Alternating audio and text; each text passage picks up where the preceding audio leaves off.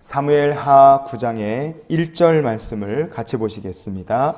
다윗이 이르되 사울의 집에 아직도 남은 사람이 있느냐? 내가 요나단으로 말미암아 그 사람에게 은총을 베풀리라 하니라. 아멘.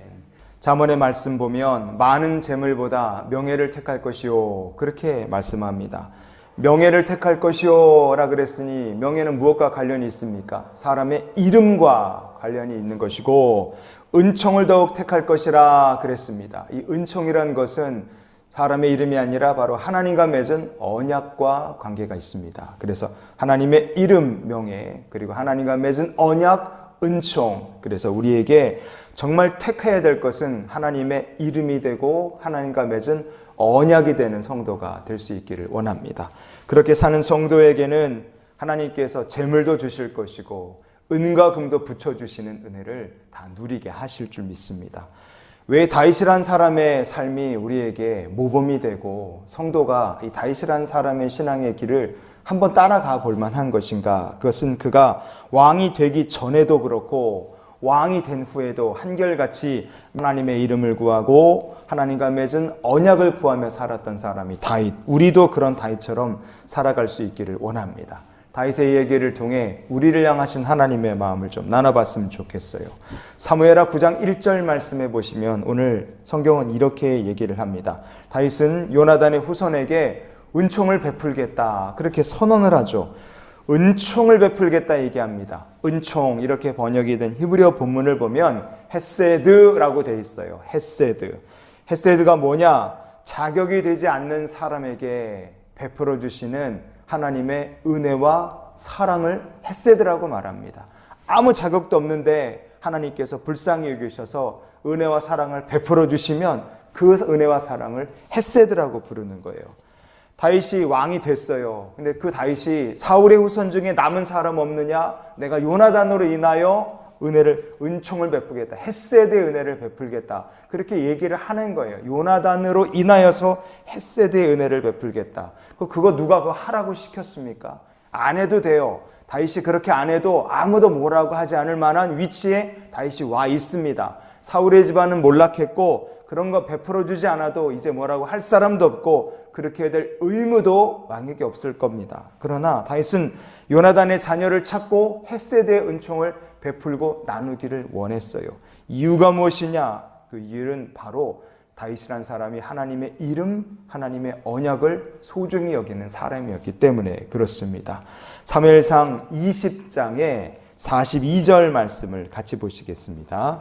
요나단이 다윗에게 이르되 평안히 가라. 우리 두 사람이 여호와의 이름으로 맹세하여 이르기를 여호와께서 영원히 나와 너 사이에 계시고 내 자손과 내 자손 사이에 계시리라 하였느니라 하니 다윗은 일어나 떠나고 요나단은 성읍으로 들어가니라. 아멘.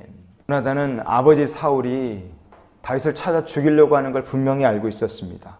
그럼에도 불구하고 요나단은 다윗을 열심을 다해 최선을 다해 돕습니다. 사무엘상 20장의 33절 거기에 보면 사울이 요나단에게 단창을 던져 죽이려 한지라 그랬어요. 아버지가 아들한테 창을 집어 던져서 죽일 만큼 사울은 제정신이 아니었습니다. 이런 일이 있음에도 불구하고 요나단은 자기 목숨을 걸고 최선을 다해 다윗을 도왔어요. 10광야에서 다윗이 두려움에 덜덜덜 떨고 있을 때, 용기를 다 잃어버렸을 때예요. 그때 요나단이 딱 찾아와서 다윗이 힘있게 하나님을 의지할 수 있도록 같이 기도를 해줍니다. 그렇게 기도해주고 두 사람이 언약을 맺고 떠나는 거예요. 언약을 맺었던 요나단, 그 요나단은 아버지와 함께 블레셋 사람들과 싸우다 길보아산 전투에서 죽습니다. 그래서 사무엘하 9장에 다윗이 요나단의 후손 어디 있느냐? 내가 찾아서 은총, 헤세드의 은총을 베풀겠다. 그렇게 말했을 때는 이미 요나단이라는 사람은 죽은 지 한 10년 된 사람이에요. 엄청 전에, 오래전에 죽은 사람입니다. 그런 왕이 된 다음에 다윗은 이 요나단과 맺었던 언약을 잊지 않습니다. 왜 잊지 않느냐? 요나단이랑 친했으니까. 요나단이 나를 불쌍히 여긴 사람이니까. 그것이 아니라 그 언약을 누구의 이름으로 맺었기 때문에 그렇습니까?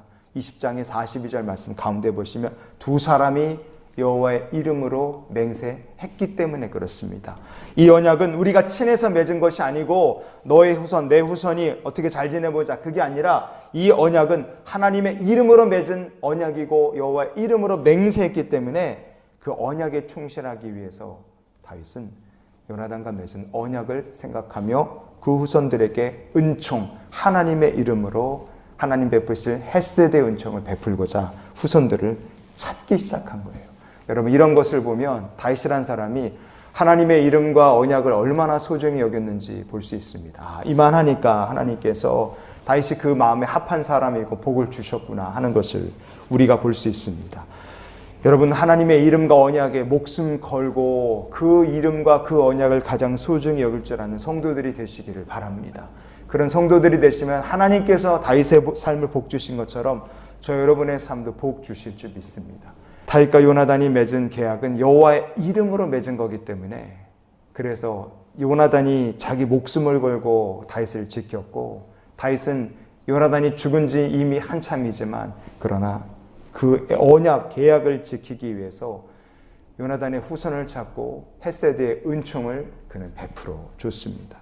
다윗과 요나단의 삶을 보면서 하나님의 이름을 소중히 여기는 사람, 그리고 하나님과 맺은 언약을 소중히 여기는 사람들은 복된 인생이 된다 하는 것을 기억하는 우리 모두가 됐으면 좋겠어요.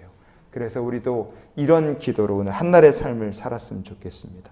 하나님의 이름과 언약을 가장 소중히 여기며 살게 하여 주시옵소서.